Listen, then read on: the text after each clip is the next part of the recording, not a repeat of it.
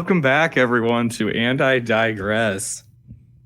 I am one half of the hosts of this show. My name is Joe. You might know that by now. Accompanied by my beautiful, great old one-headed host, Chase. It's just an octopus, but yeah, okay. Okay, well, welcome to episode 6. Yeah, we are 3/4 of the way through this season. So, yeah. So pretty be crazy. Sad saying goodbye. Well, just to the first season. That'll be our first season. It'll still be here.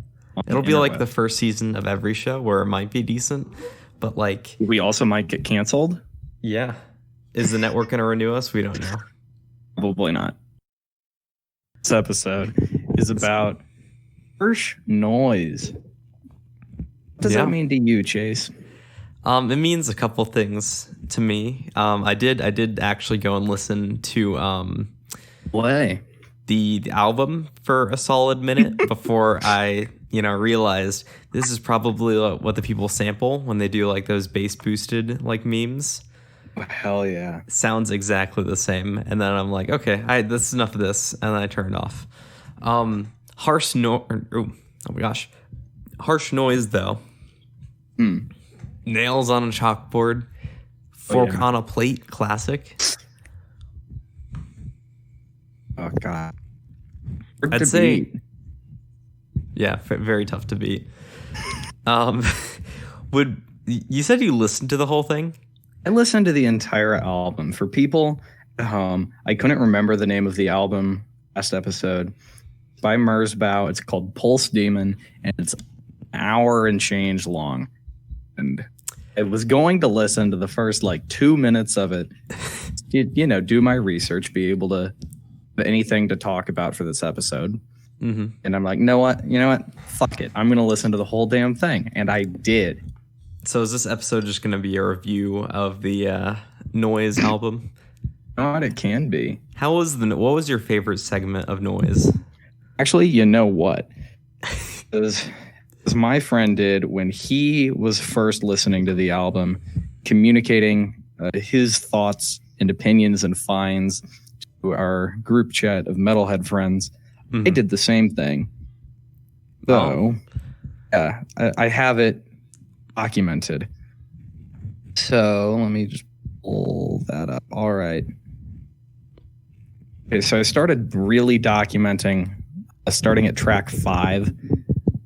Okay, and also I listened to the remastered re-release, which has a bonus track, which is like another 5 minutes. So that's how you do it. Thank God for the extra bonus track. Hell yeah, I needed it. It was recorded during the original recording sessions for Pulse Demon. I mean, I imagine. Released until now. Do you know how they recorded it? Like, what did they record? Oh, God. Oh, man. I read a little bit about the album in the liner notes or whatever. Like, what circle of hell did you descend to by the end of the... God. Album, as far as my friends and I can tell, is designed to break you. Really? Do they use it in military, training camps? But yeah, I'm sure. Guantanamo's all over this. So, track 5 is where I really started documenting. Mm-hmm. And the noteworthy thing on this track is that it actually has a little melody. Really? Fascinating. Truly fascinating. And when does it come in? Oh, God. I don't know. It's the beginning, maybe a third of the way in. So 20, 30 minutes into the album? Much, yeah. Nice. Much. As I expected. Yeah. And I did this wearing earbuds as well for the full auditory experience. Of course. It's boosted. But yeah. Track 7, I thought this was maybe my best epiphany.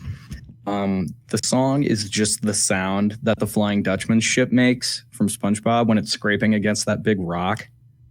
And I was like, you're good. You're good. That scene. Yeah. Is it the whole time? Thank you for your impression, Joe. Of course. I commented at that point, and this is when I really started to feel broken. It like it's really just like the hidden end portion of the dial-up tone that you just never get to because you're online at that point. This is the end of it. It's like the full experience that you just never needed to hear. That you never got to. I need to hear it, Chase. Yeah, okay. This reminds me of a tactic that the U.S. military used in Vietnam. They used to play like these like horrible like sounds that would like evoke like superstitions of the Vietnamese people. You heard of that? I have. Yeah, it's like music and like people like whispering and screaming and stuff. Weird sounds and shit. Pretty crazy. Listening to that album, not exactly the same thing, just more like horrible noise. But yeah, it's pure noise. Did Honestly, you ever like during go ahead the whole album? Did you ever like cringe just like physically? Yes. Oh God, multiple times. Okay, good. It would get to a point, especially before I was broken and just like, I don't know, whatever happens. Like this is the end of things. Like front half of the album in particular, it'd be like end of a song, like just hidden somewhere horribly in the middle. And it's just that nails on a chalkboard sound. The frequency just keeps increasing and so does the volume. And you just want to die. Oh gosh. Think, why am I doing this to myself? Doing it to yourself for some unknown reason. This is not good. Yeah, I mean, fair enough. Yeah. The real kicker, Chase, is the closing 25-minute track. Really? Because at that point, the big finale sounds exactly like all of the other songs, but this one is 25 minutes. The point of this song, I have no idea what it is. I was completely broken, and the song ended. Oh, okay. What? Is there just like a gap between this and the next song? Like what's going on? I was listening to it in Bandcamp, which is where you can listen to our podcast if you're listening on YouTube and you don't have YouTube Red and you wish, wow, I wish I could stream this and or download for free. We shouldn't have ads. Yeah, it doesn't have ads. Yeah. Stellar.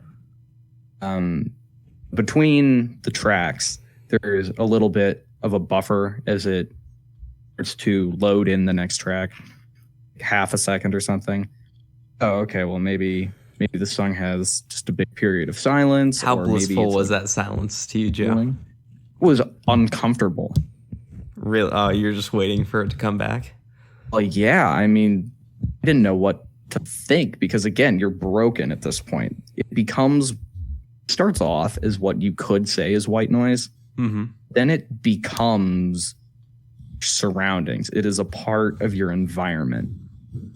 It's an ambient soundscape, if you would. Pretty much, yeah. Like your body tunes either into or out of it, I guess, depending on how you look at it. Like how your brain is programmed to ignore seeing your nose. But instead of like having that sort of, evocation of like a nice rainforest or a serene like, city environment, the other music, it's like an industrial like hellscape. God. Yeah. So almost as uncomfortable as it is, start listening to it, the silence and return to normality at the end was unnerving. Yeah, because I mean, once you leave, it doesn't really leave yet, does it? Oh no. I mean, like once I went into the app and I realized, oh wow, that was it. Like the back half flew by.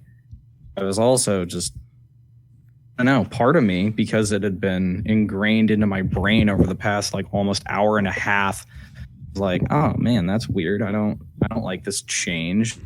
It's weird. Go back. Joe, imagine the psychopath that like puts one of the songs from that album into their like playlists. and they just like listen to it, like they're out on like a walk or something, and they're just like listening to like, I don't know, like what's a popular song today, Joe? Party in the USA. Oh, Party in the USA. Party, that's modern. Yeah, so they're listening to that, and the next track pops on as the 25-minute ending part of Pulse Demon, and they're like, "Oh yes, I love this song." And as they're walking away, as their lungs start screaming from their intense exercise, and their like rib cage feels like it's piercing them, and their muscles scream, they're feeling good because they can listen to their the tortured screams of people that are doing infinitely worse, right? That's honestly not a terrible point. This is your brain starts to succumb to that noise as your surroundings, and more that you exercise and the longer that you're out pushing yourself, working on endurance and cardio and all that stuff. And maybe in tandem your brain will process that physical comfort or exertion or what have you, then you'll be able to continue exercising longer, potentially for the detriment of your body. Who knows?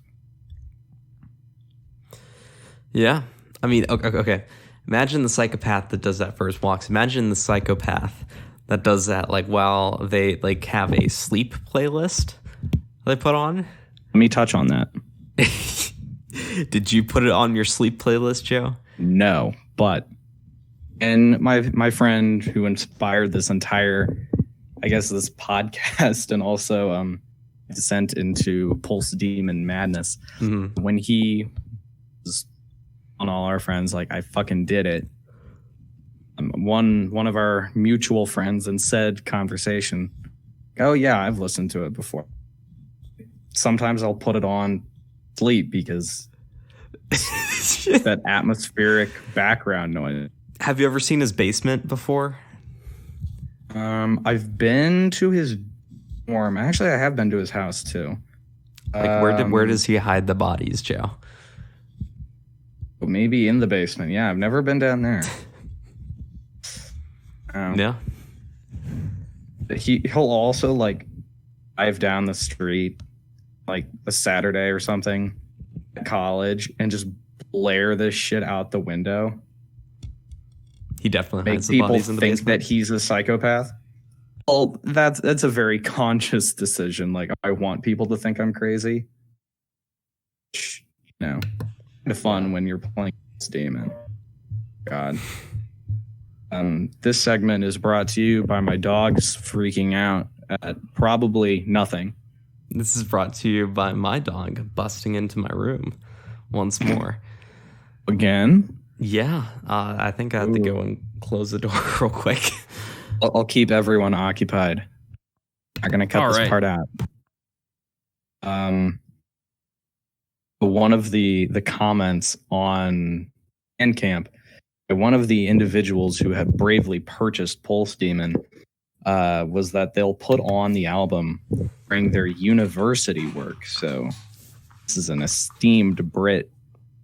Wait, what? That the album is a university project? Oh, no. A student at any university would put this on while they did their uni work. They found other music distracting, ironically enough. What? I mean, I guess that kind of makes sense because, like, usually it's like multitasking. You end up listening to the music as opposed to like doing whatever you're doing. But when the music is so terrible, you'd rather be doing something else. Anything else. Yeah.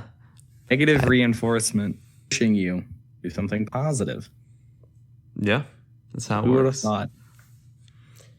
I don't know too much about harsh noise because, I mean, I have like the usual suite of noises that I don't like, but like I'm not as sensitive to them. I think the thing that really gets me is a sensation that I really, really hate. And I've been through horrible pain before.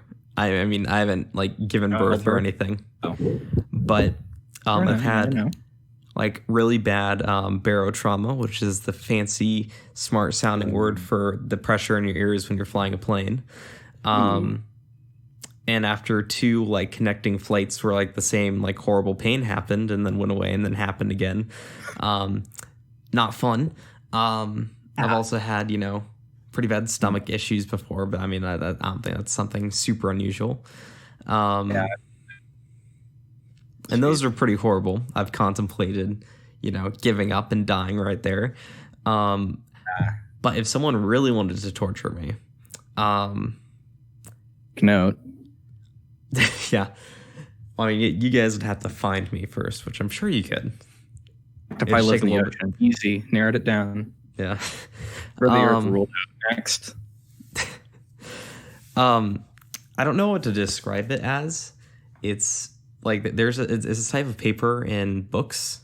Like the thing I remember it like classically being in is in like a kind of like a book where it has like the regular paper and then it has like a colored picture page. Or fold out, like big like map page or whatever. Almost like I don't know how to describe it. It's like it's not normal paper. It's like this like weird glossy stuff. Yeah, like glossy picture. Well, it's not even really picture paper. Almost, it's something like kind of close to it though. It's hard to say. Like I'm sure there's an actual word for it. A little thicker for some reason. The other pieces of paper. Yeah. Go on. But dragging your nails across that stuff is the worst feeling like imaginable. Like, ugh, it pains me. Pulse chase. And just thinking about it just makes my arm like mess up. Yeah. That's the harshest feeling, I guess. One. I don't know if I have anything that makes you physically cringe like that outside of not good at being put on the spot. Yeah, I will try to discern something from my life similar that I dislike. I mean, you kind of had that reaction with the music. I mean, did. Kind of interesting. This is a thing that's like plagued me majority of my life. This is like a traumatic experience. It's not really traumatic, but like that paper is in a lot of stuff, and it's admittedly nice for what it is. But if you accidentally drag a nail across it, yeah, stop. Not good. Yep, not good at all. So you have like nothing that makes you like physically cringe like that? Well, I mean, nothing really outside the ordinary. First, the fork and or knife on a porcelain plate is the bane of my existence. I think that's annoying, but not like just ear-piercingly horrible. Mm-hmm. Especially when you were in middle school, and that one dumbass that thinks he's really cool, who for a while was me, just make a point of squeaking their shoes all the way down the hallway as loud as possible. Like doing like the basketball like squeak on the floor kind of thing. Yeah, particularly after it had been raining. Oh, yeah. Dry ones are worse though. And you have all the water on your shoes, it allows for such a prolonged series squeaks. This is a science, Chase. You've discerned the exact like length and like drag necessary to pressure, squeak a shoe. The angle, contact length. I've done all the work. I'm not going to tell you what it is because it's proprietary. Patented. Believe me, I've done it. In the process thereof. Yeah, I can't really get too far into it. I have an NDA out. Have I signed the NDA? What? Have I signed that NDA, Joe? Or have you signed it? I thought you said some fancy like legal term. Oh yeah, no. I could break something out. I can't tell you if you signed it. It's in my NDA. Oh, okay. I don't remember signing anything. And if you mean just to say all of our listeners have signed the NDA, if I've signed it just by talking to you, I don't think that's legally enforceable, Joe. So I think you're legally enforceable, Chase. Yeah, no, well, I'm not law, so why would you want me to be legally enforceable? Gotcha there. Yeah. Got me, dude. All right. Well, you win. Thanks for tuning in. This has been episode 6 of the And I Digress podcast. Next episode, we are canceled by the network. NBC has now renewed a new season of The Office over us. It's unfortunate. Legit? Oh, no. Okay. Yeah, sorry, false alarm, everyone. That's not going to be good. Oh, yeah, no. Already shat on Steve Carell once in this podcast. Yeah. Honestly, when it comes to like reboots and stuff and like new seasons, like long after the thing has originally ended, like I think majority of the cases shouldn't happen. Oh, yeah. Like the one time I can think of it being good, and granted, like that this isn't the only time. Like, it comes to mind. They like Futurama was kind of decent after its like initial cancellation. I didn't know that they were canceled and then brought back. Well, yeah. I mean, after the fact, you don't really notice as much, but like the original finale. Yeah, like I mean, Futurama got to a point where it wasn't that great anymore. Like, the final episode was pretty decent. Final episode or final episode 1? Like that. Well, okay, both of the final episodes. But yeah, the original one was the one with like the devil robot. I've never really gotten that into Futurama. Yeah. Okay. Fair enough. Probably too specific, I guess. But yeah, I watched like the whole thing on Netflix like years back because it was cool. Yeah, you can. Yeah, because I could.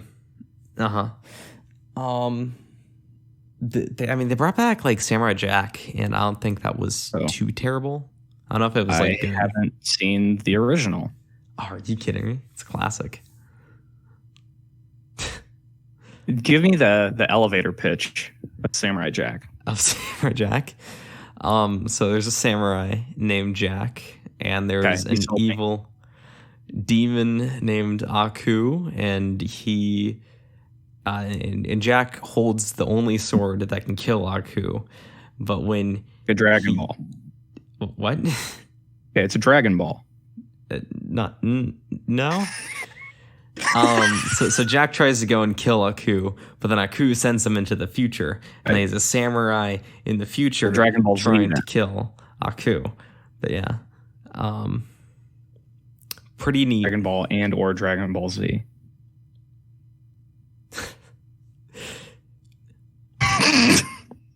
I've seen neither of those shows, and I have nearly no understanding of the plot line, but I am assured that it is at least a part of one of those. No. Do you have a show that you like that was initially canceled? Ooh. Personally, I think the coolest take when it comes to like canceled shows is that like they should bring back the bad ones, basically, and like remake them. Oh, and like do them better? Yeah, do them better. Like there's like a ton of like TV and movies that have a good premise and like some elements of good characters that just weren't able to pull it all together. And instead of like remaking stuff that was good, remake that. Like the worst making stuff. It bad, yeah. And make it better. And some of that stuff, even if it was good, at least for the time or whatever, had low production budget and 2 writers maybe.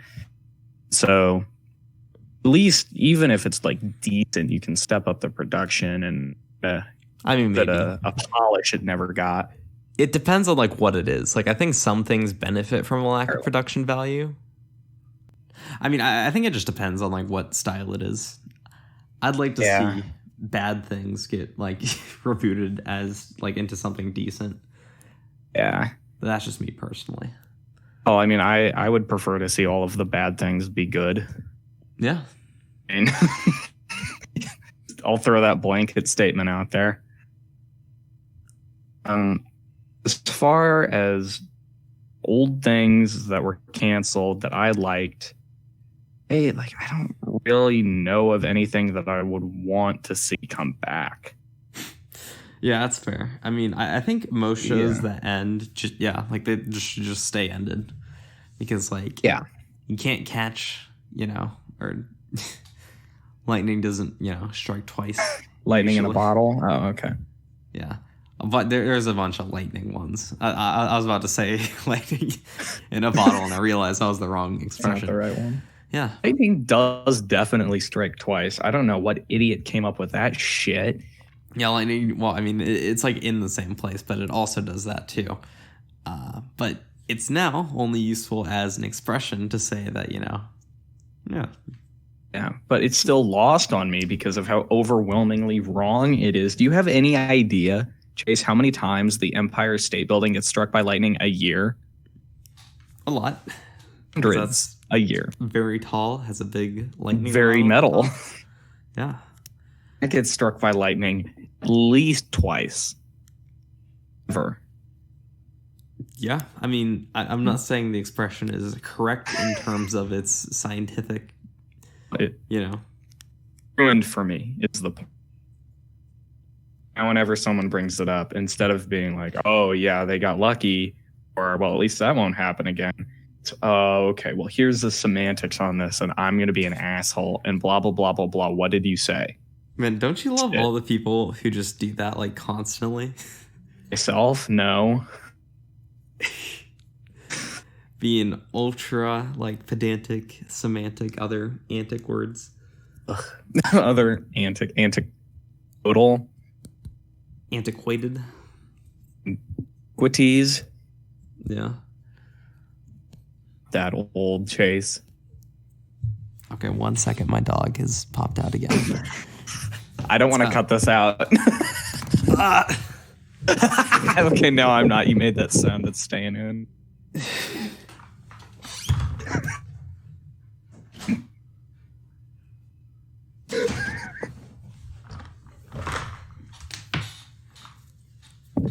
I really just need like a giant like door stop for, when we record. Maybe close your door? Maybe if we I do close my door, but dog, get in. Because so this is like a really weird kind of digression, but that's kind of the point. But my show. Yeah, my door to my bedroom has first off, it doesn't have a lock on it. Yeah. But second off, and the very, very annoying thing is that the like part that is like turnable, there's like the metal piece that it like slots into, right? Okay. Yeah. The guard on like the door frame, basically, like where the little that metal like tab with the hole in it. I don't know door terms, but yeah, I don't know what it's called either. Yeah, but the plate that's screwed into the door frame. For some reason, a long, long time ago, something happened where it just got like bent to crap, and now it opens like with a breeze, basically. And I say that as a joke, but it legitimately opens like with a breeze. Like sometimes when I'm in my room alone, like the door just opens like very slowly, randomly, and normally you'd think it's like a ghost. Terrifying. And that's what I thought for the longest time. And I realized, wait a second, this door opens to nothing at all. Like it, yeah. I would be mortified if that was my door. I have minimal privacy in my life, and the door to my room is the only thing that separates me temporarily from anybody else. My room is my place, a little area from the world. And if my door opened randomly, I don't know what I would do. I would rip the door out. Sure. Well, it's been way too long since, that would have been a possibility. I just got to deal with it. So yeah, basically whenever anyone wants to come into my room, they, can just breathe on the door. Push it, breathe on the door and it flies open. But yeah. So, I mean, I'm sure if that plate is bent all badly, that would be an issue with the latching. But are you sure that it's not like the latch itself? No, it's not really a latch. It's just like a kind of a metal piece that like slides in.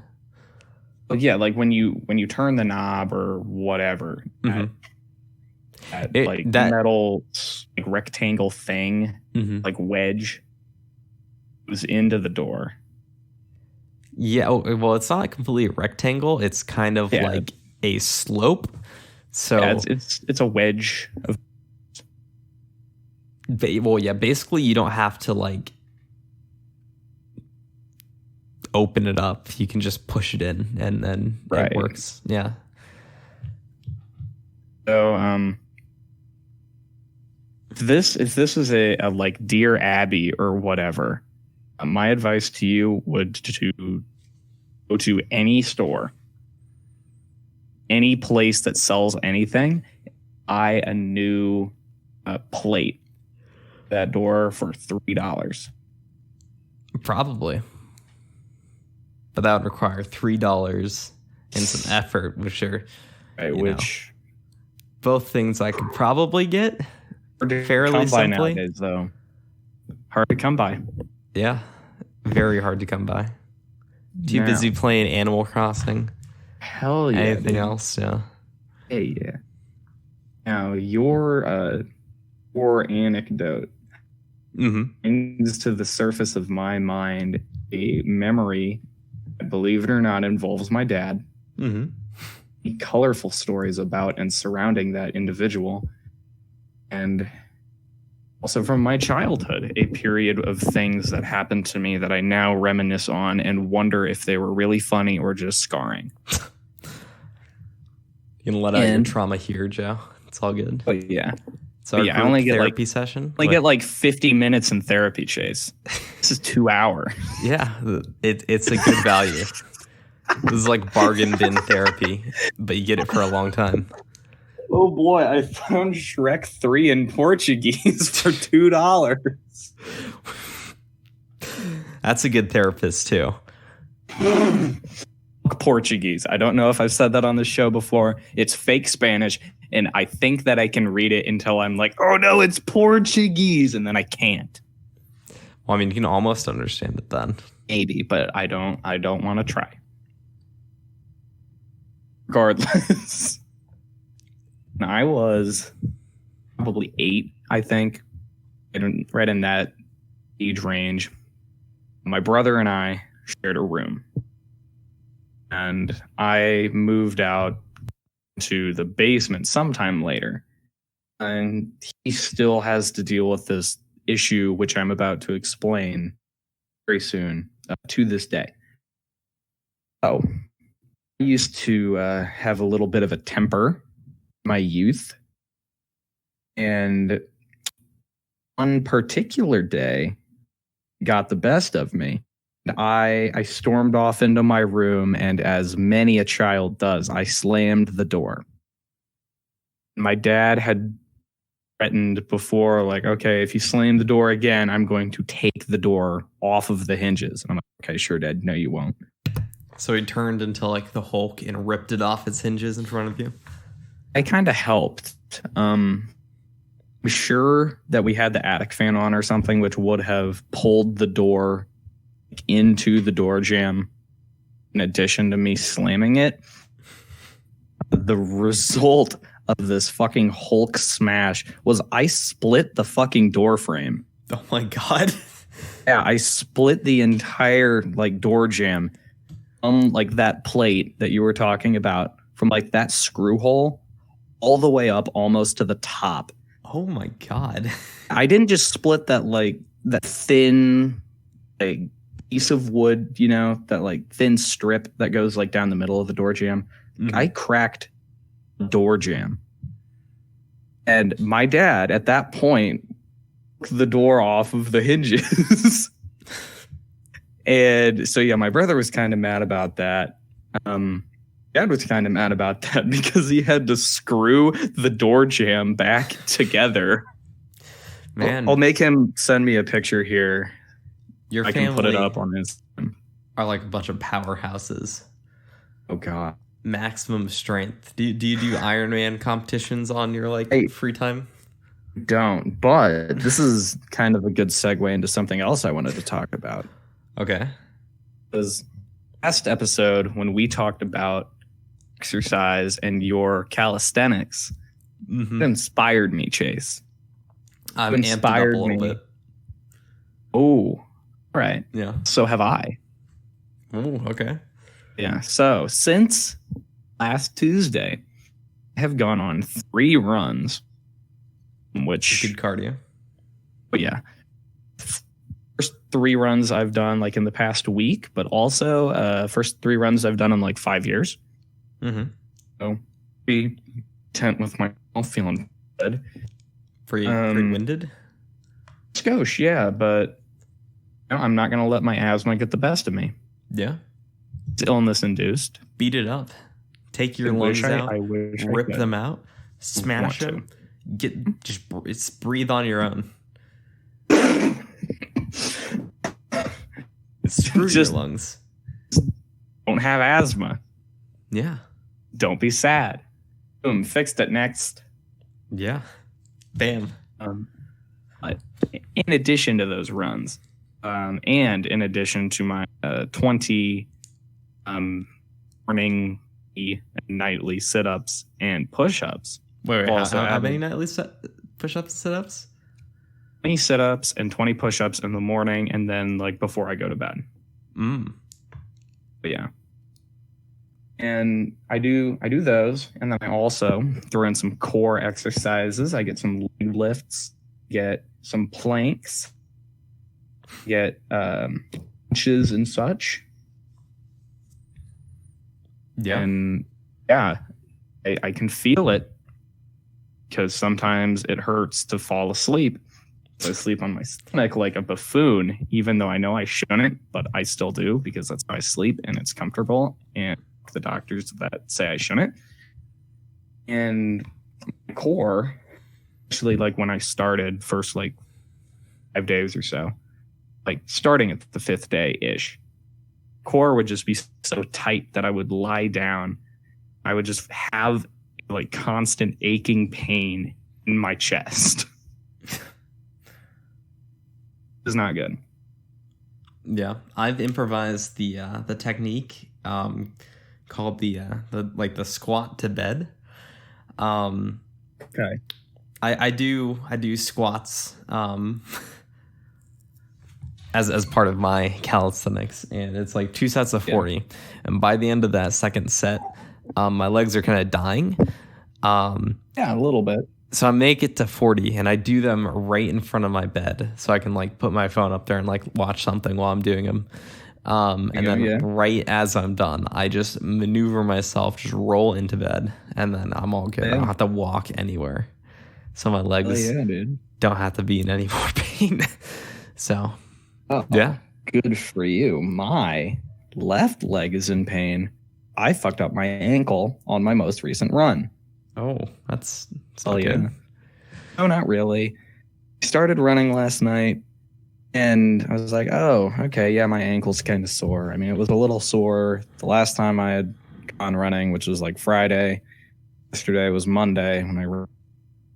Okay, whatever, sure. Not a big deal. I'll stretch it a little more.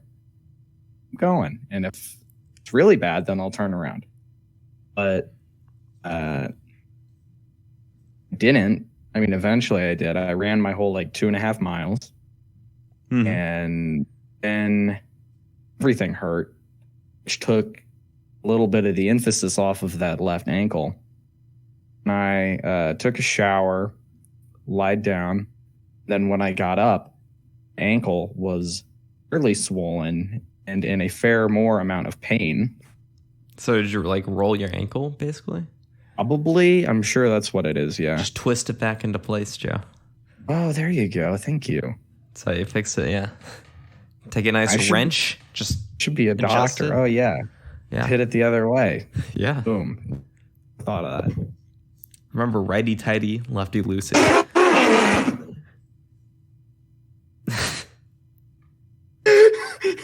I'm left-handed. Does that change anything? Still goes the same way. It's rotation. Now, the top or from the bottom. Right hand rule? Is that what we're going with? Sure, yeah. These concepts.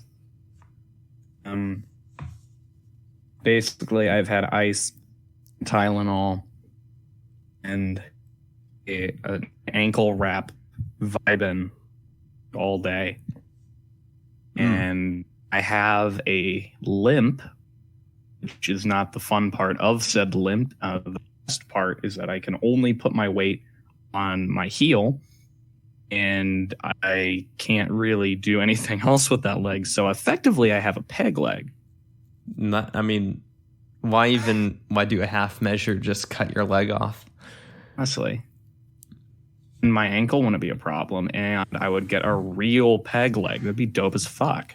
I mean, you can honestly, if I were to have if some horrible villain were to come and capture me and be like, okay, pick a limb to get cut off, you'd want to go with the leg, 100%. Oh, absolutely. I can't lose the dexterity in my hand. Yeah, because you can't match your technology cannot match the arm just yet, but the leg, especially if you get it below the knee. Below the knee in particular. What's the difference? Yeah. Now the question here is the amputation above or below the knee? Oh, I mean, I don't know. It's a hypothetical, Joe. Well, Chase, it makes all the difference. I mean, regardless, you would go with a leg of choice. I would, yeah. Is your head a limb? Technically. Oh, really? So it's an option. Yeah, be an organ donor. And out there finds themselves in this hypothetical situation, and they don't want to live without any of their legs. Cut off your head, get a cyborg body. I would want my brain be suspended and I can't remember what they're called, but Fairly Odd Parents, alien people that have the tentacles and their heads are just big brains in jars. Those guys. I mean, the liquid would be. I mean, it could be a number of things depending on your favorite lore, but I mean, the brain itself in our body is suspended in cerebrospinal fluid. I'm pretty sure. Yeah, but I was going for, at least right now, more of the aesthetic aspect. Yeah. Are you familiar with those Fairly Odd Parents, things, the aliens? I've watched a lot of it. That the brains don't sound that familiar to me, though.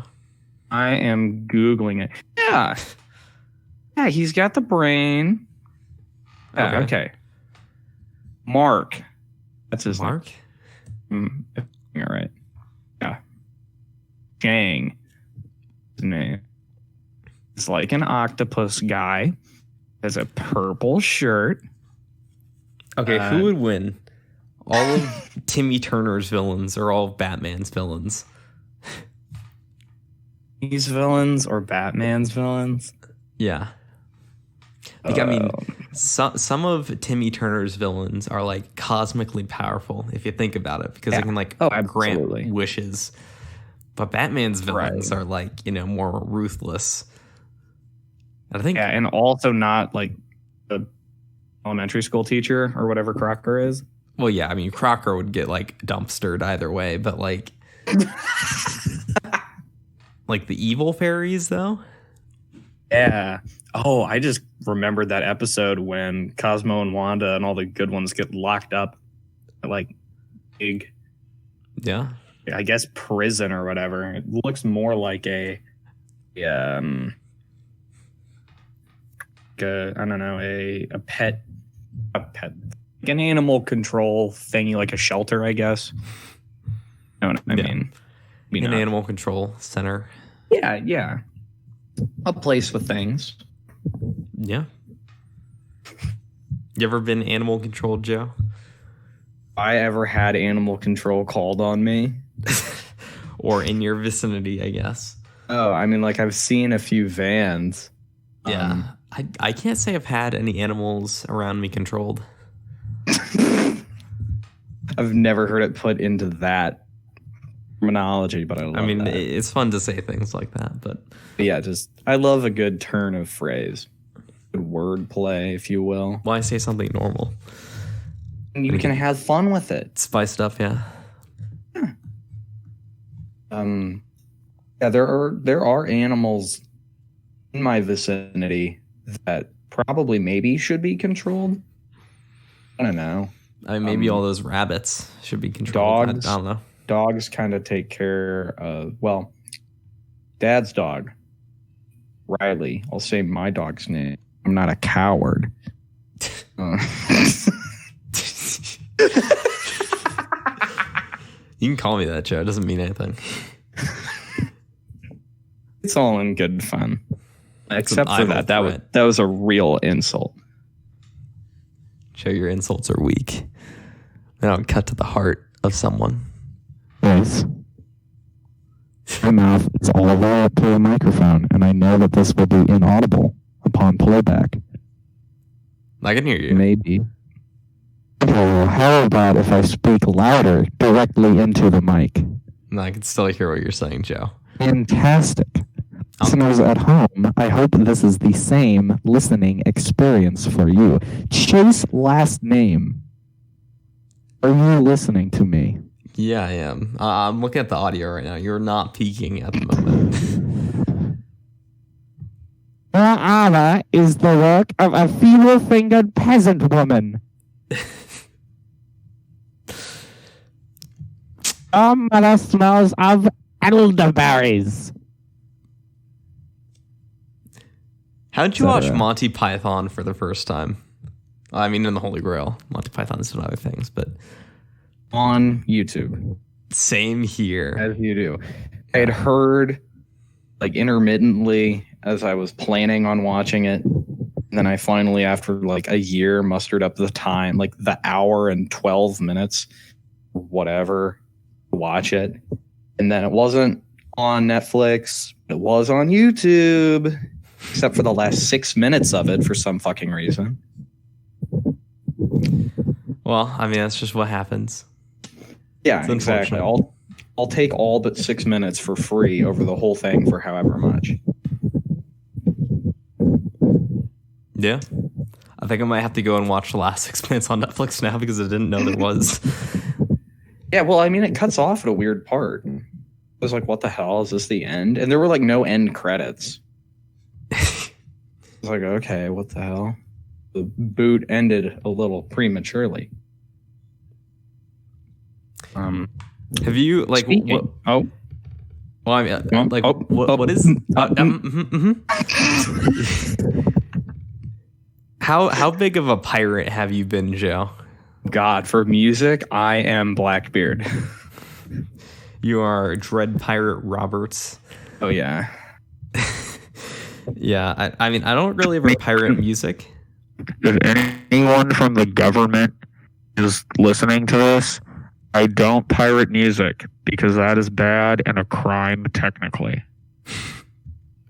You wouldn't download a car, Joe. I borrow the sample it, see if I will like it, and then I'll buy the album where the proceeds go directly to the artist and the label thereof. Yeah, honestly, like, piracy isn't as bad of a thing as, like, most people make it out to be.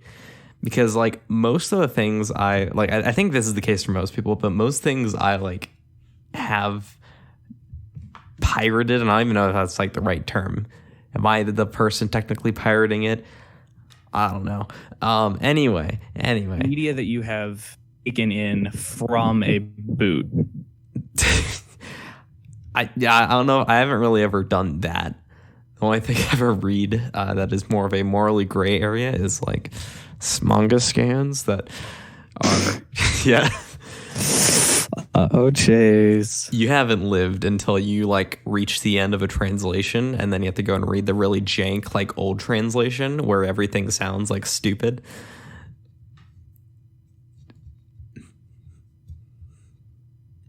100%. Like an oddly specific. It is oddly specific, but like problem there. The real ones know what I'm talking about.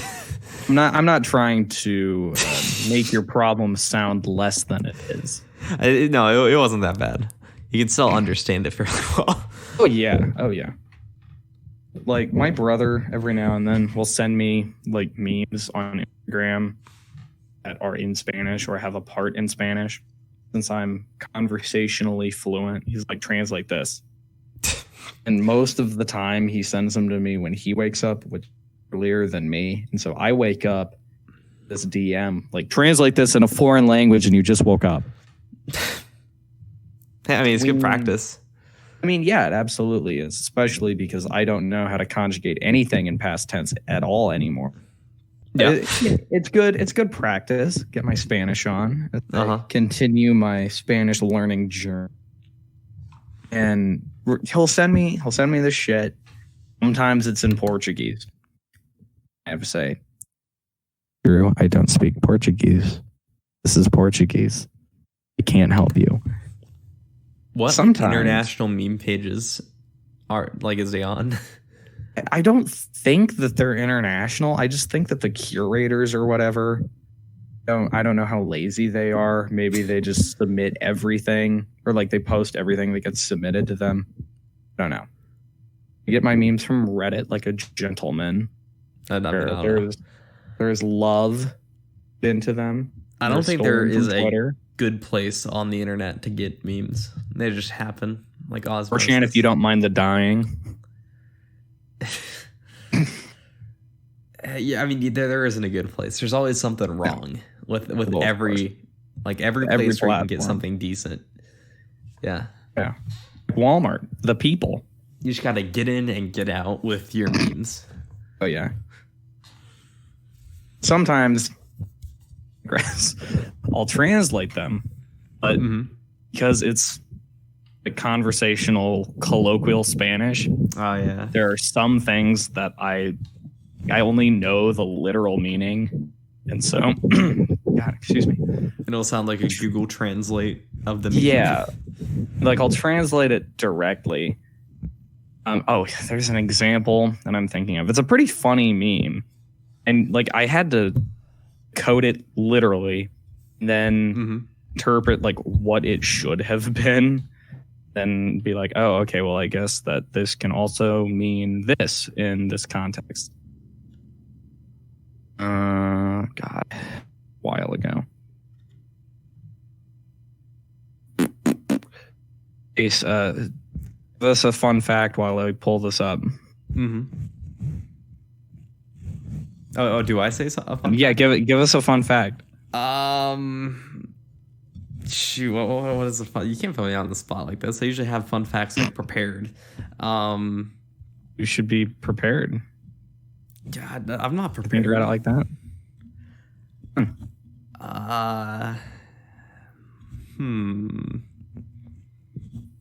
Fun fact.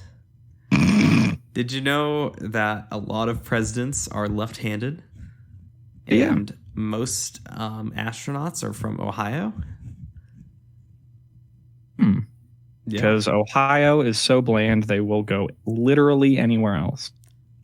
I think that is the common joke. There you go, Joe. Good job. Yeah. Oh, yeah. That's a Midwest joke. Yeah. Love the Rust Belt. Some fun trivia, Chase. You name all 4 presidents who were assassinated. Okay, so JFK, Lincoln, assassinated. Assassinated. Shoot. Attempts, but like killed dead. Cold blood. Dead.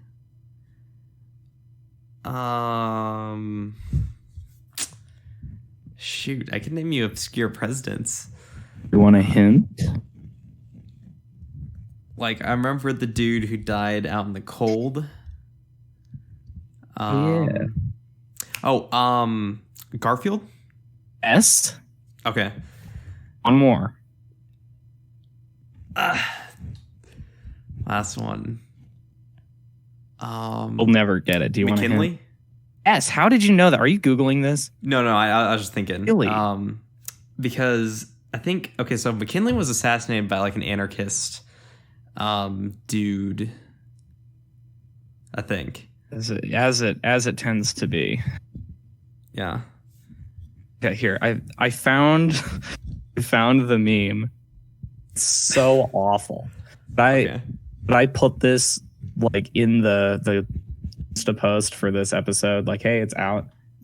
I also have to put in whatever other fucking picture. What did I say I'd put in there? Oh, a picture of the destroyed door frame. We can make a link to it, the pinned comment on the YouTube video.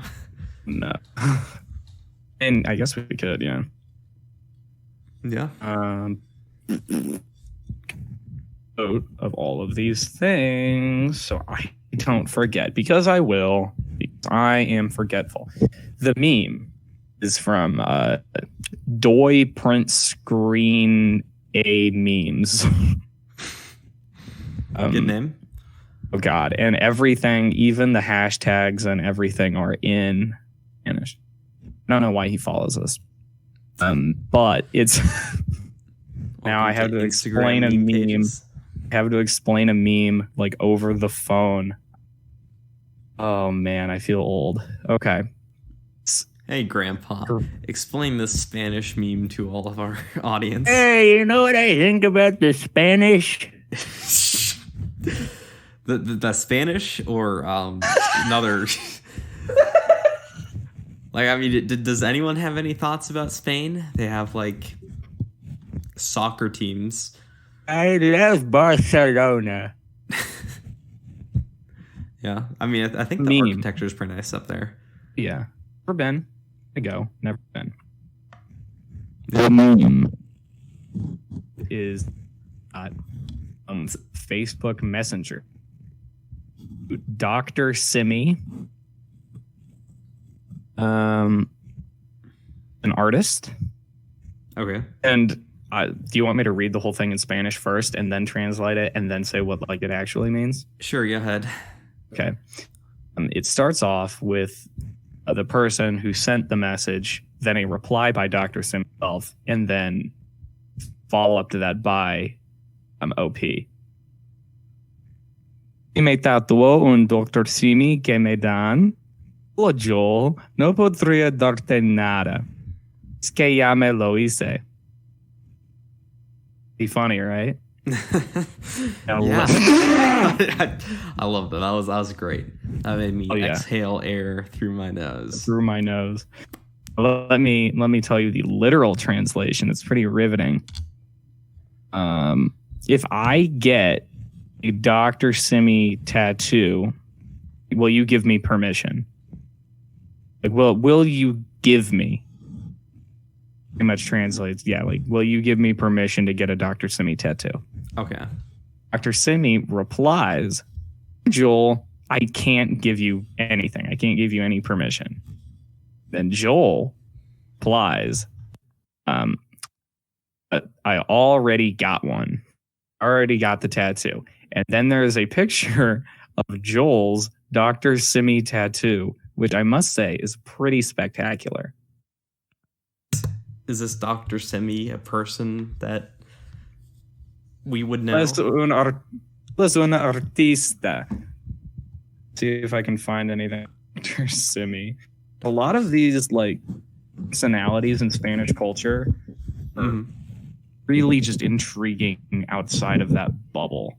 I mean, everyone, like, I think the interesting thing is that these like different like areas of the world have their different like, you know, people and celebrities and everything that we just kind of don't know about. Yeah. And I mean, there are a lot of interesting people just from all over. All of our historical anecdotes kind of, you know, prove that, I'd say. But yeah. Dr. Simi apparently is a like drugstore chain. Okay, so this guy was like texting a drugstore chain? Yeah. They have a cartoon like older man like doctor, okay. We'll go, yeah, he's a pharmacist. He's a big giant like walrus mustache. He actually looks like the old janitor at my elementary school. Looked like a walrus. Yeah. Also, this is imperative that I tell you. A Mexican 3-year-old requested a Dr. Simi themed birthday party, and he got it. Got the party. There's a picture of him dressed as Dr. Simi. That's like asking a Dr. for like... Simi plush with a big mascot Dr. Simi. That's like asking for a CVS like birthday party if they had like a mascot. Mascot for CVS. Let me actually see if there is one. Okay, imagine if it's like a CVS birthday party, but it's like the like the 3 letters are the mascot suit and are like the. That's terrifying.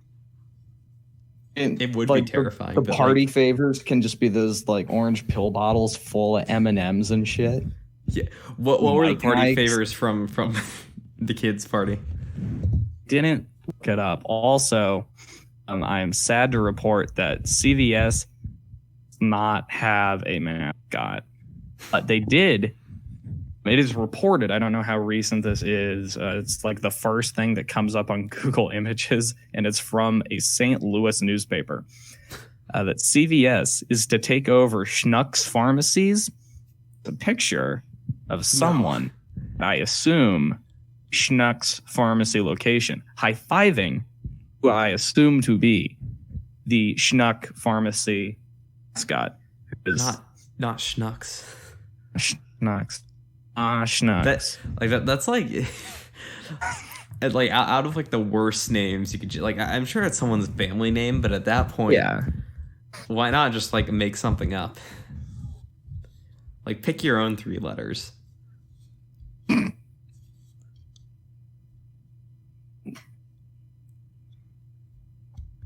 Because I mean, Schnucks.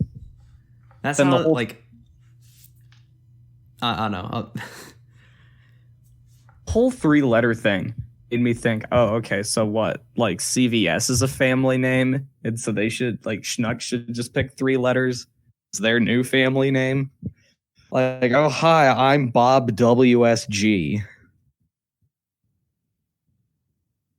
Yeah, I mean, fun way. Yeah. It's like authors basically. They do that. R.L. Stein. Yeah. One of the Curious George authors. I forget. Like the OG book. Mom had a compilation of like first 4 stories or something pressed in this book that the binding is completely annihilated. But I remember that the like fake last name spelled something if you read like the letters into the rest of the name. Spelled something if you read them into it was like a word or a name that exists. Oh yeah, okay. The author's name is H.A. Ray, R-E-Y. Or if you read it together, Harry. Yeah. Hooray. Oh, maybe his real name is Harry. Perhaps. Goes by Curious George Takes a Job. That was one of them in there. George Rides a Bike. That one was sad. 1952. That one came out. Curious George Goes to the Hospital is also kind of sad. This one's in Spanish. Jorge el Curioso y los Bomberos. Curious George and the Firefighters. Translate that to your brother for his memes. Yeah. Clicked on this one because as soon as I typed in Curious George books, it pulled up the entire collection of all of the books. And one of them has a title in Spanish, but the cover is in English. And so that one, of course, enticed me. But this is the bilingual edition I now see. You know, Joe, do you I'm ever preview 8 of the 27 pages? Do you ever think about the Library of Congress? Sometimes, yeah. And how it has like a copy of like everything. all of the literature and media, I suppose, deemed worthy, really. They have a copy of, I think, like every tweet up until like 2007, 8, something. Oh, shit. Yeah, I know. It's kind of crazy because at that point, Twitter, I want to say it was Twitter, got big enough to the point where it's like, we're not going to do it anymore. Can't. Yeah, I think they might still do like important tweets, I guess, which I mean, I don't know how you measure that. Hard to even, quantify or qualify. Yeah. Now, here, as I'm previewing 8 of the 27 pages of Jorge el Curioso y los Bomberos, there's Library of Congress cataloging in publication data on the logistics page with like the ISBN, publishing info. Like, we need to make it into the Library of Congress. You know what? I think that this advances humankind. Yeah, like we need to be, as a podcast, like long after we're dead. President number 157. We're gonna look in the Library of Congress. Search deep within the archives. Not for anything good. Like he might look up like Citizen Kane or something. No, not that. No. He's gonna look up episode 6 of the I Digress podcast. Know it, dude. And he's gonna wonder who were Chase and Joe really, and who listened to this podcast. Anything else to society? No, probably. You know what? Someone contributed to the world. They continue to be enamored by Curious George and the Firefighters Read Aloud Bilingual Edition. The wonders. Authors of the Library of Congress. Yeah. Is written by 2 individuals. It's co-authored by the infamous H.A. Ray, by his friends, Harry, then a brave individual who put their entire name. Do you want to guess her name? Her name? No, I don't. Anna Grossnickel Hines. That's an interesting name. 2/3 of that is okay. What the fuck is Anna?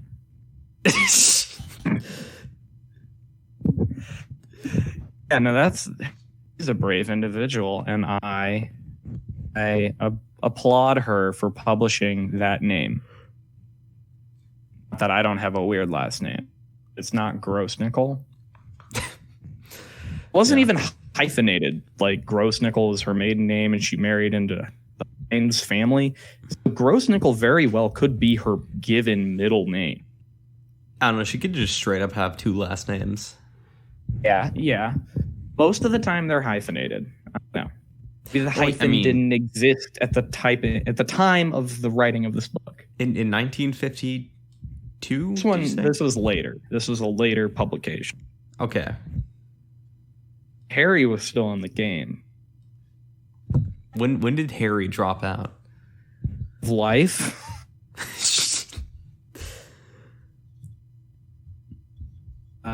He's a German illustrator? So is he not actually Harry? He died in 1977. What is this? Yeah, best known for the Curious George series of children's picture books that he and his wife, Margaret Ray. What? Hans Augusto Ray. That's his name. Oh, okay. That's a cooler name, though. Hell yeah. He was born in 1898 in Hamburg, Germany. Dang, okay. Died in 1977. Wait. A good life. When was he born?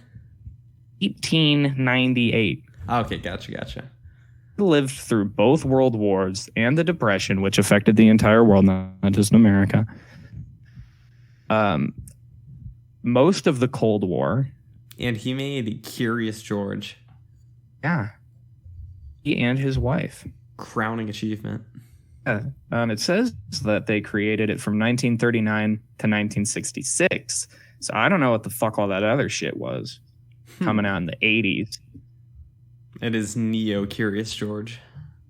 maybe it's like the back catalog publications where like people go into dead musicians' houses and they're like, hey, we found all this old Bob Dylan stuff that he never released. Let's release it. Yeah. Bam. Maybe, there you go. Bunch of extra content, bunch of extra monetization. Yeah. A little bit more money. Did you ever watch Curious George on PBS Kids? Yeah, 100%. Oh, yeah. Oh, yeah. Back to my dad. Apparently everything has a tie to my dad. Mm-hmm. I kind of mentioned in the last episode, likes to quote things from shows that he knows that me and my siblings will find annoying, particularly from older shows that we haven't seen in like a decade or so. One of the things is from Curious George. Let me provide you with some context here. There's an episode in which Curious George is kind of out on the town. He goes up to Mr. Quint's house. He's got a whole big, like, fucking thing of fish crackers. Not goldfish. Didn't get the rights to that one, I guess. Fish crackers. Yeah. But goes up to Mr. Quint's house. The kind country neighbor who is also like a quintuplet. And he's like fixing his roof. And then like Curious George, of course, wants to share his fish cracker. And can't remember how it happens, but Mr. Quint exchanges a jar of sauerkraut to Curious George. It's like a 3-year-old monkey. I hadn't heard of sauerkraut until I was like 9, let alone eating it. Yeah, exchanges some sauerkraut. He makes himself, Curious George, for some fish crackers. And it was at some point in this transaction, helping Curious George to establish a healthy serving size of fish crackers. Because, I don't know if you know this, but George is quite the curious monkey. Really? Really? I had no idea or any way of figuring that out. It's curious. It's just background and that most people know. That is pretty curious. Left behind. Yeah. But yeah. And basically, where this is all going, at some point after establishing what a healthy serving size of fish crackers is, he tells Curious George where that's a good amount, which any voice other than Mr. Quint be negligible cultural purposes. However, Mr. Quint talks in a voice about like this. So my dad really found it pretty hilarious. Take that quote from Mr. Quint and say it in a great value version of the accent. So sometimes, like whenever having a snack or when something fish related comes up, 9 times out of 10. Oh. Also, the other quote related to the fish crackers is when Mr. Quint sees said collection of fish crackers. It's very excited and says, fish crackers, ooh, ooh, ooh. Excitement. Okay. However, he sounds like this, as I mentioned before.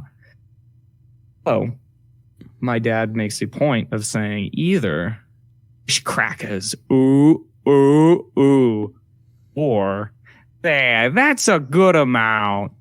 Which is also, now that I think about it, probably the same voice actor for the doorman. But yeah, those quotes haunt my existence, Chase. You can erase them all. Just move on, Joe. Mr. Quint died in a car accident 15 years ago. You have to move on. What about his 4 brothers and I think sister? It was a 5-car pileup, Joe. No, they weren't carpooling. That's apparently the biggest concern here. Okay, we're getting to kind of a point where, oh man, yeah. Yeah. So we're about an hour and a half almost in. Yeah. About that time. Yeah, a little bit less than that. Yeah. About 10 minutes less than that. So start contemplating. I think it is important to start now thinking about what is the opposite of harsh noise. And the obvious, opposite is like serene noise. Get that nice... It's still noise. It is still noise, though. So... All right. Nope. Wrong. Silence. Darkness. Absence. It depends on the angle that we want to look at this from. Obviously. But what angle?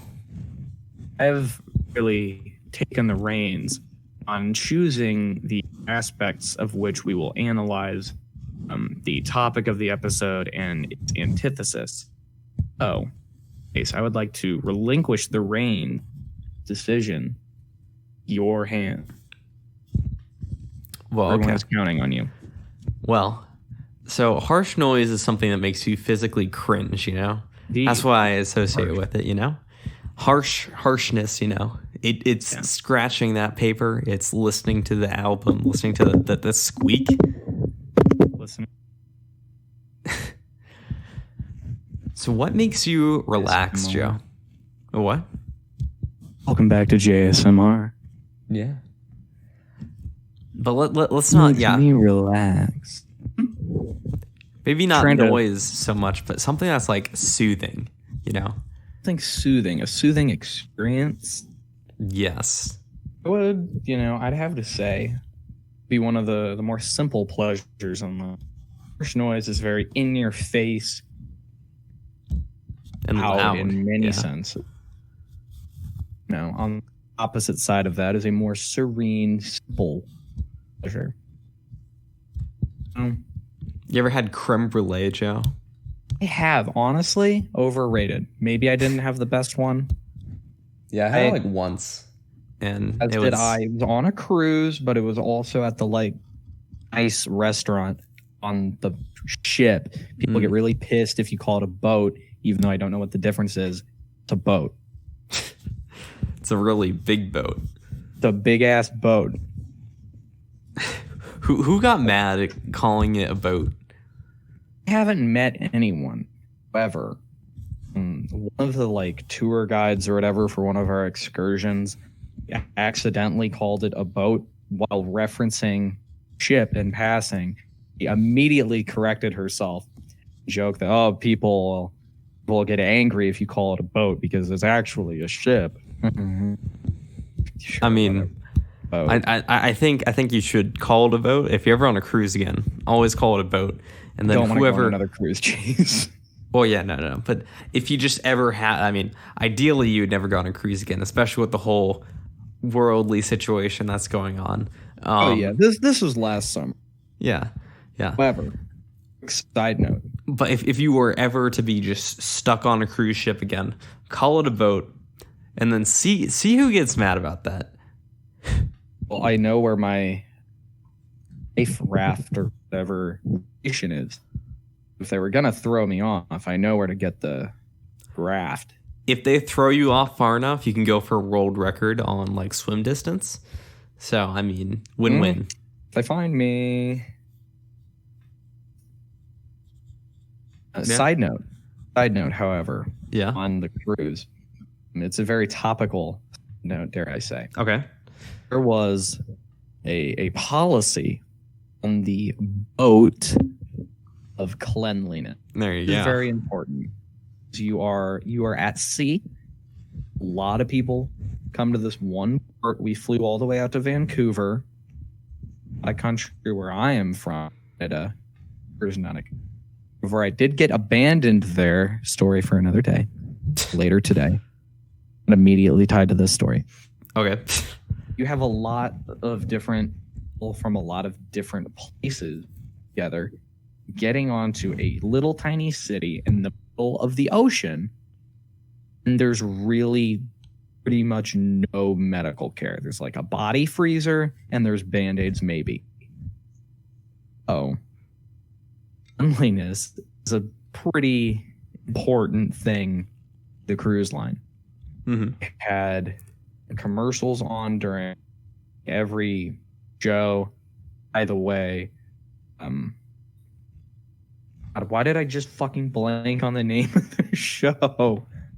Oh my. One we were talking about earlier with Bender. Oh, Futurama? Futurama, thank you. Yeah. Thank you. Futurama is one of the only good things that was on remotely consistent. Okay. Between shows, one of their ads, aside from the check out the bar on deck 5, gamble in the casinos on deck 6, and if you're feeling lucky, you have doubles slots open from 8 to 10. You play shuffleboard, Joe? Did actually, and my brother got really pissed at said game of shuffleboard, and he like threw the stick off the side of the ship. Wished I'd be hysterical, but no. But he got really mad, and then he didn't come back to the room for a while, which was nice. Got to relax. Okay, digress. One of the commercials was a really clever jingle about washing your hands, and if you figure out the words or feel brave enough, you can sing along with me. Wash your hands, and then some other garbage, and then come back to the refrain. Wash your hands. You can join in if you so choose, Chase, on this next. Ready? Refrain's coming up. Wash your hands. Okay. It's a pretty straightforward. Sorry, you're alone on this one, Joe. It's okay. Maybe people at home care about me. That is. Okay, so you wash your hands. Wash your hands. That was a big thing. Yeah. To not enforce this, but rather encourage the washing of hands. Stationed outside of every location and exit where you could get food, albeit weren't like a lot of places. They had armed guards that like looked at your hands and then forced Effectively, them. They had like cruise employees stationed there. They were either stationed next to one of the automatic hand sanitizer dispensers, or they had their own. They would every single time, regardless of where you were, regardless of the employee, regardless of the time of day, they would say, "Washy, washy," stupid grin on their face. And that alone made me not want to washy, Chase. That's and when you look them in their eyes and like pierce their soul with your like vision of like 1,000 deaths and make them regret ever sharing a room with you. The employees who made me wash my hands? Yeah. Just look them in the eyes and make them realize that they made a mistake in ever being, on the ship, let alone being alive at this moment. Yeah. And to tell you, to attempt to impose upon you to quote unquote wash basic you, and understandable hygiene. Yeah, regardless, I did not like this. I kind of took offense to the childlikeness, the patronizing, condescending tone. Yeah, it was very patronizing. Yeah, I can wash my hands. If you're like, hey, please wash your hands before you go in and eat, I'm like, okay, sure, yeah, I get that. If you come at me like I'm two, a whole song and dance literally about washy washy, I'm not gonna washy washy. I'll washy washy you on the deck. I'll washy washy with you. Who was the oldest person you saw that they did this to? They did it to everybody, and like to literally everyone. Literally everyone. They did it to couples that were probably going to die on the boat, and they did it to families and little kids. In fact, for most people, it's cheaper to just be permanently booked with cruises for the rest of your life to like go stay in a retirement home.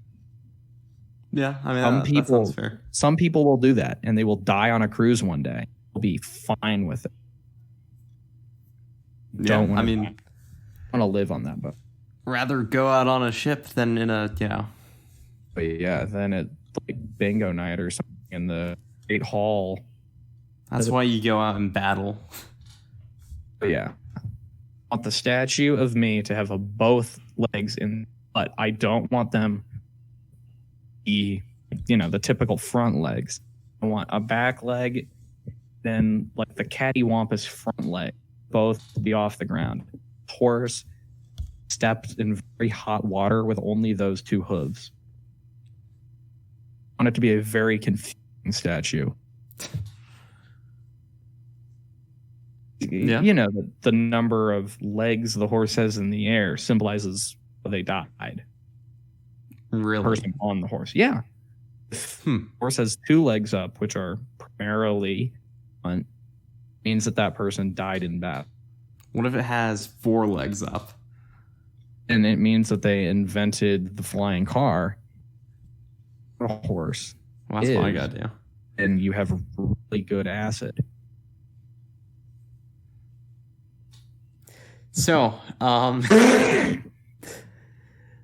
speaking of opposites, one leg in the air means that they died from like injuries sustained in battle, and all 4 legs on the ground means that they're a pussy. Got him. That everyone knows. Opposite. Harsh noise. You know what I think is the opposite of harsh noise? Enlighten me. You ever had sourdough bread on the day it was baked, Joe? Ooh. It is probably. It is. I mean, yeah. It's pretty solid. Would you say? Oh, yeah. Pretty light and airy, Chase. Well, I mean, yeah, it is. The great thing about sourdough bread on the day that's made is that it's a completely different taste than if you let it sit for a couple days. And it is so much better. Like, you say that it is a less sour dough? There's like the slightest tinge of sour, but like it's not that noticeable. Like on the outside is a nice and fluffy, like, and if you get it like baked right, it's like a subtly kind of burnt flavor. Yeah, it's toasted. Mm-hmm.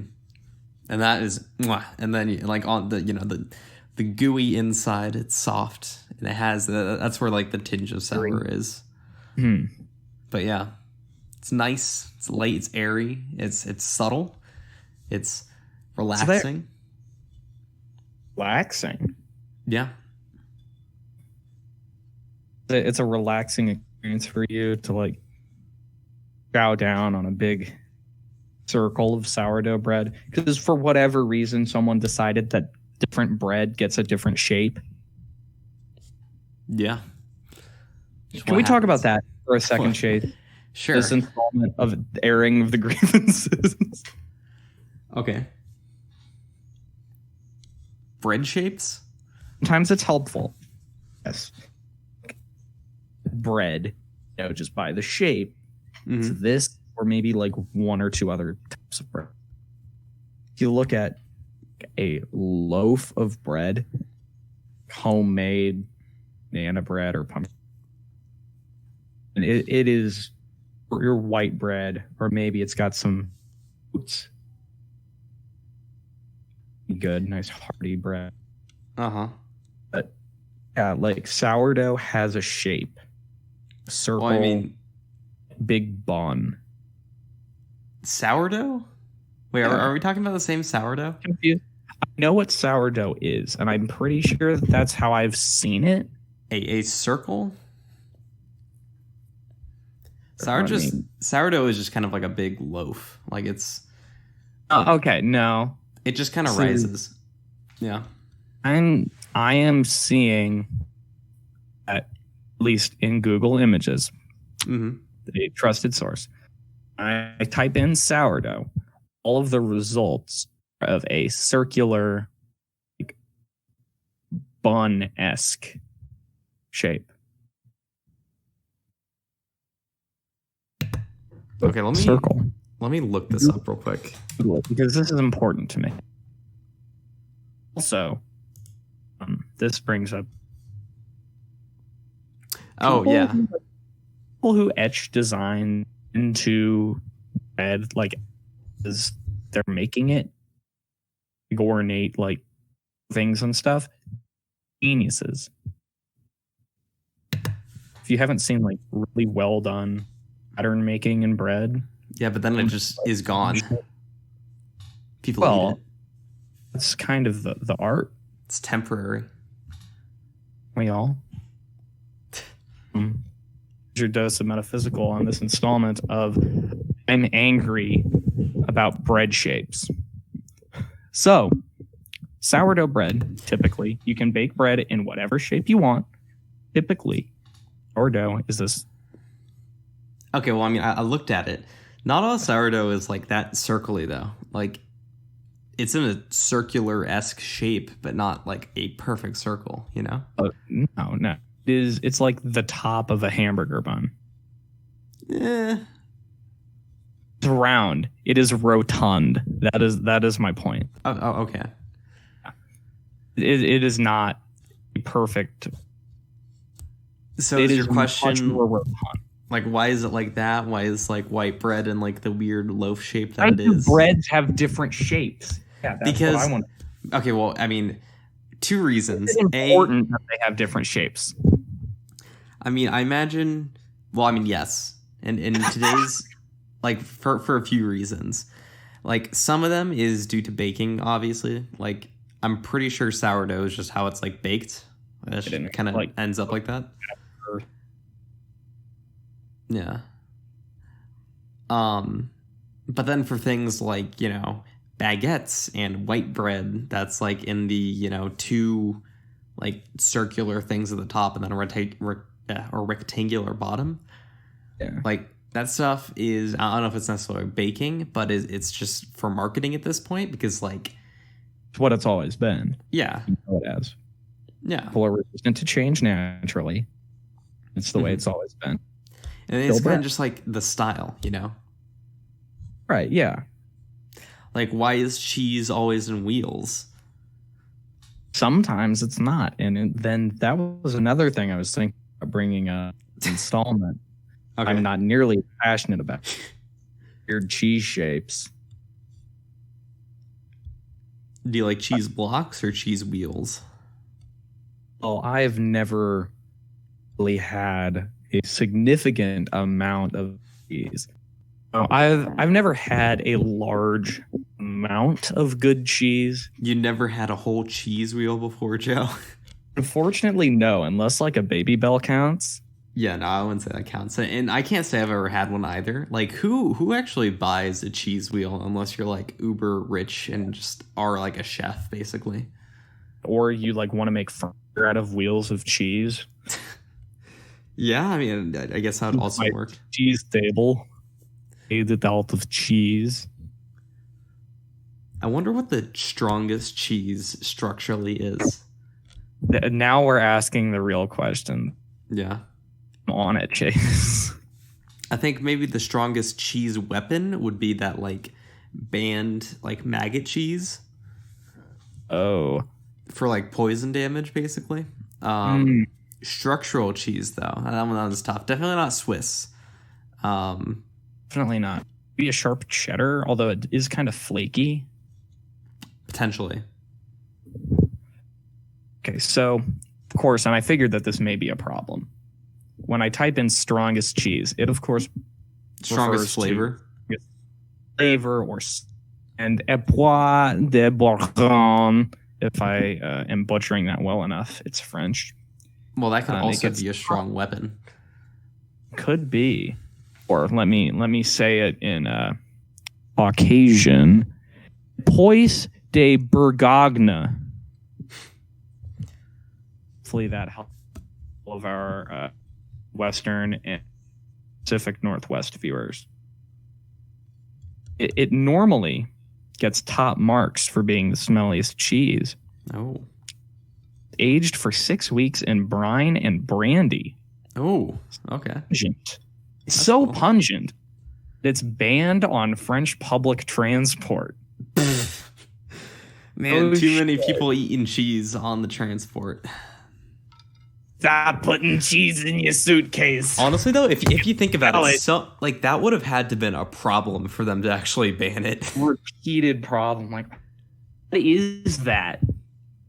What is that? There's a bathroom on the other side of the train. What is that? Just eat your cheese in there. Yeah. Just imagine some dude. He sits down. He's got on a bowler cap and like a tweed vest. He sits down. He has a suitcase. He's a portly fella. Yeah, he's got his suitcase. He like clicks it open. He sits down on the train and he happily pops open the latches on this suitcase and opens it up. Inside is a perfectly arranged like cheese platter with an upright wine glass already full. I don't know, I was thinking more that it's just a giant cheese wheel of like this smelly cheese. Yeah, he just pulls it out, starts chomping it. Like maybe has some crackers in there or some pretzels or what have you. It's chowing down on this big wheel of cheese, perfectly content. Like, what have I told you, Harold, about bringing your this éprouve de Bourgogne on the French public transport? And then the police officers, or like the constables, whatever we call them, the La Policia, like come and tackle him. They knock him out of the train. He's in jail. And he's in train court jail? Yeah.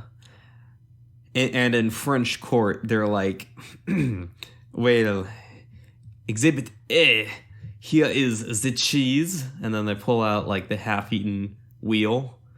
It's grown mold on it. Oh, that's the beauty of cheese, Chase, is now it's even life more sentences. How many? 50. 50? Oh. He could have killed someone. I mean, he really could have. Like, I get kind of sensitive. Like, imagine if he was near the conductor and the cheese just wafted in there and just knocked him out. Something I don't fully understand. On the hardest cheese first, because I found that. Mm-hmm. Okay. Hardest cheese, which does not necessarily mean strongest structurally, but it is hard. Yeah. Is chirpy. CHHURPI. Okay. A hard cheese from X milk. From what milk? X milk. Made in the mountains of Nepal. Huh. It's hard as a rock, and you can chew on it for hours like gum. Oh my god, what? Yeah. Hey, now, okay. It's a suggested question. What are the 7 types of cheese? Really? There's only 7 types? They're like blanket categories. Oh, okay. Fresh cheese. Rind. Power, speed, special, range. Fire, ice. So, trying to think of a fucking weapon type in D&D where you can like that is 2 hands or 1. Is it versatile? Yeah, versatile. Or what's the other one? Okay. Versatile, 2-handed. I am proficient in all weapon types. Are you proficient in all cheese types now? I'm about to be as I read the remaining 6 types of cheese to you, according to Juliet Harbut. I'll do some JSMR for you. Yeah, the second type of cheese is an aged fresh cheese. Aged fresh? Aged fresh cheese. Has a wrinkled white to gray-blue rind. So it's a fresher cheese, but it has been slightly aged. is distinguished by its wrinkled white to gray blue rind. Third type of cheese is a soft white rind, fuzzy. And cheeses that have a fuzzy white rind. Fourth type of cheese is a semi-soft cheese, which is typically fine to thick gray brown in the rind or orange and sticky. I don't know what that would be or why you would want that kind of cheese, but it exists apparently. I'm just thinking, if that cheese is hard as a rock, how would you be able to chew it at all? You ever gone outside and pick up a piece of limestone or something? No. Ever take that piece of limestone, put it in your mouth, sit around in there for a few hours? No, I have not done that. I assume it may be like that. I've never been to Nepal. Can't say I have. I'm Everest. You know, maybe next season we can do a cheese tasting episode, but that would be fantastic. Yeah. We honestly should. We could talk about various cheese topics. Yeah. Have various like family friends who have money. When I say have money, I mean like one couple legit has a lot of money. Very. Also listed my mom and stepdad's like wedding wedding rehearsal, like reception thing there. Fancy. They have like 2-story slide inside that goes into their full basketball court. What? And they have a full arcade. It's insane. It's ridiculous. I don't know how we know them. I don't know why they like us. It's insane. Do they own a cheesery? No, I wasn't even honestly thinking of it. Just thinking of my stepdad's brother. I know they have money.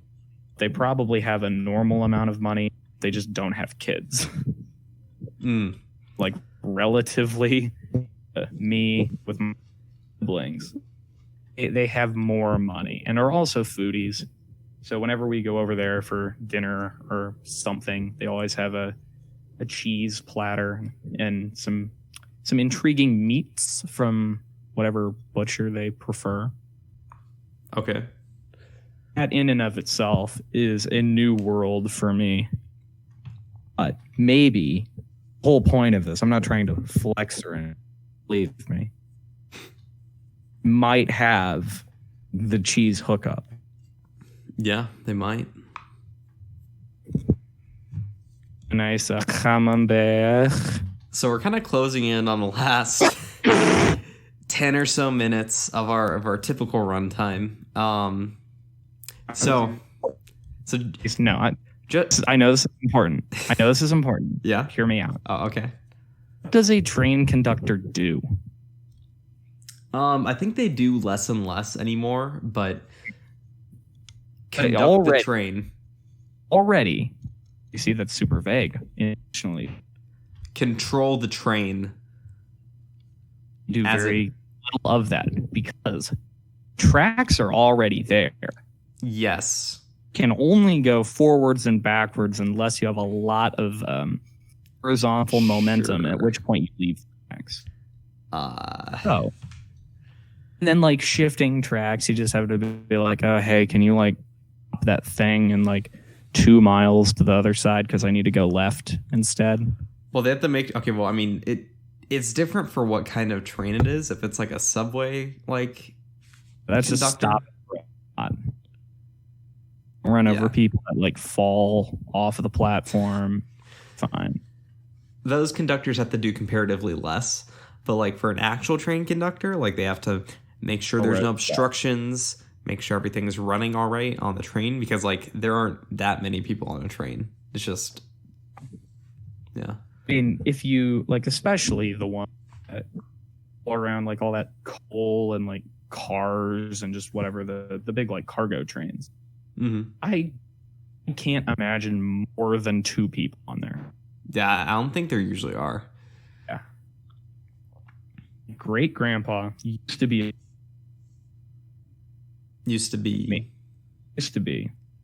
in the Depression.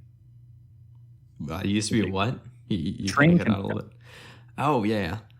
I want to say my great grandfather was as well.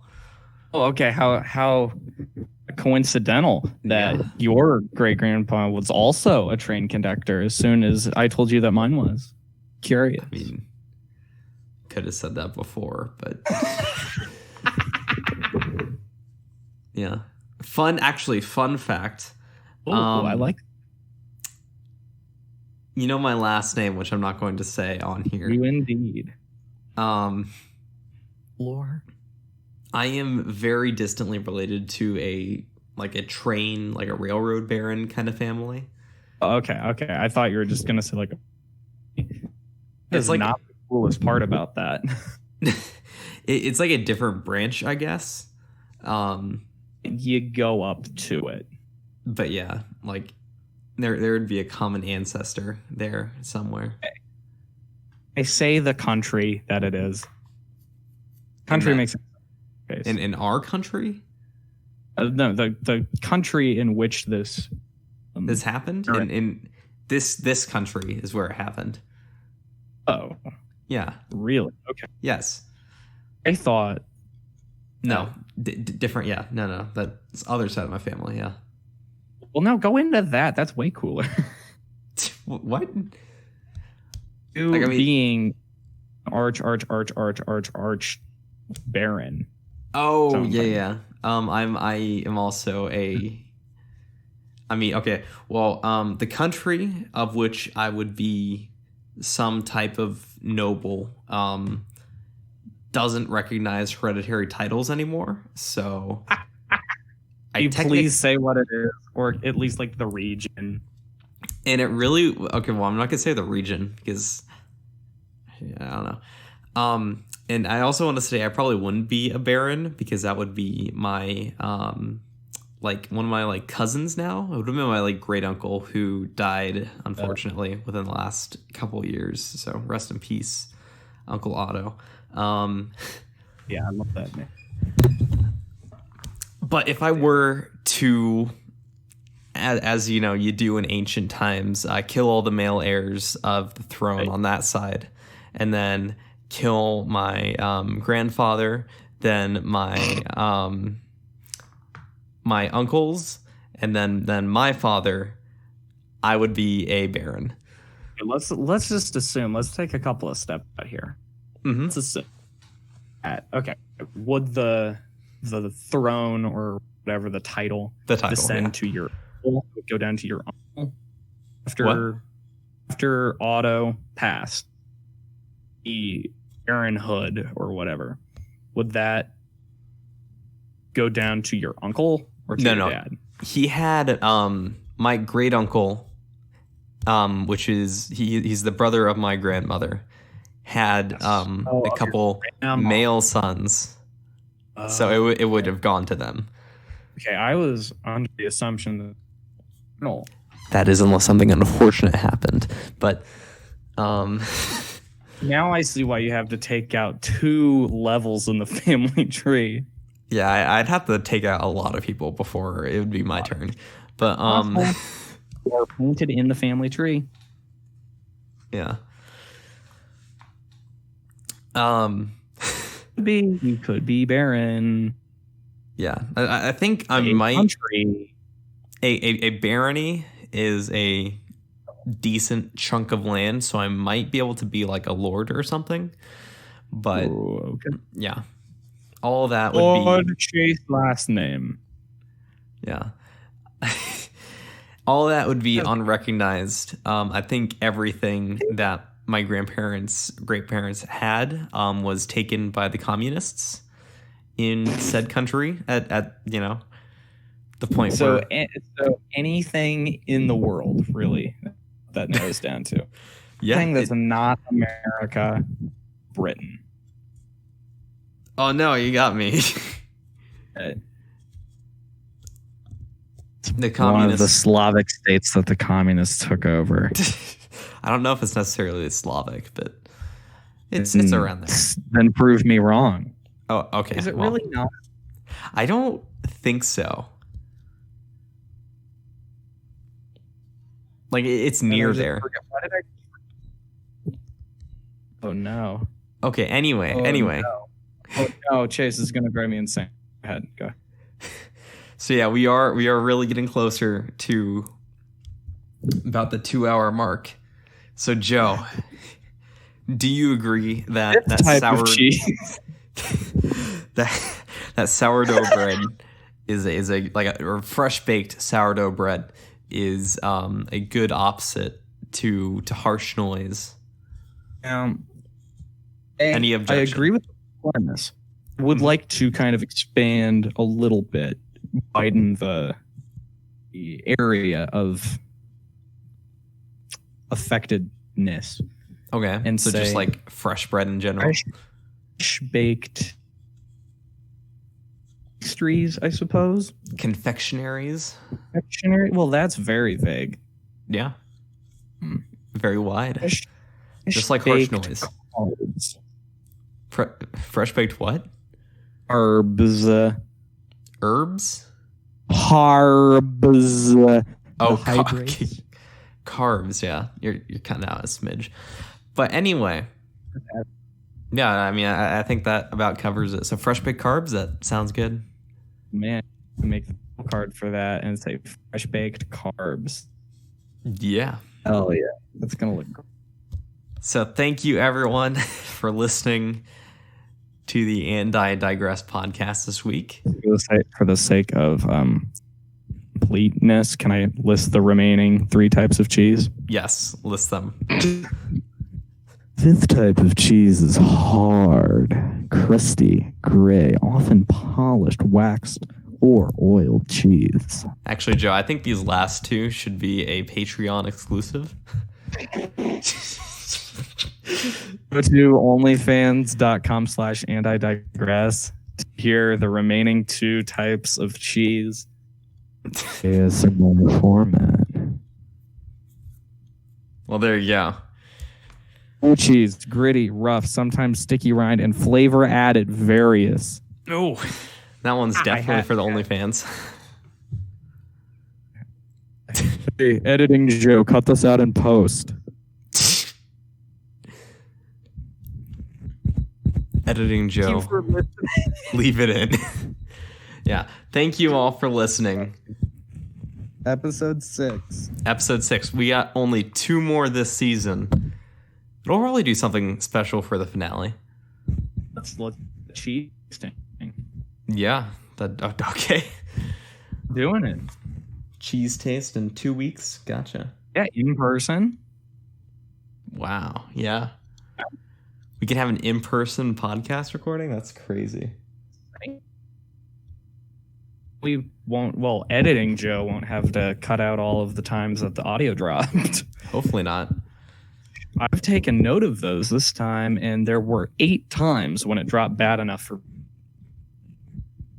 Make that 9, Joe. Oh no, really? Did it just drop now? Are you being an asshole? Well, it did like cut out for the last half of what you're saying there. Oh, it just cut out for you. I'm leaving this in. It illustrates the point. This is the 9th. Thanks for watching episode 6 of And I Digress.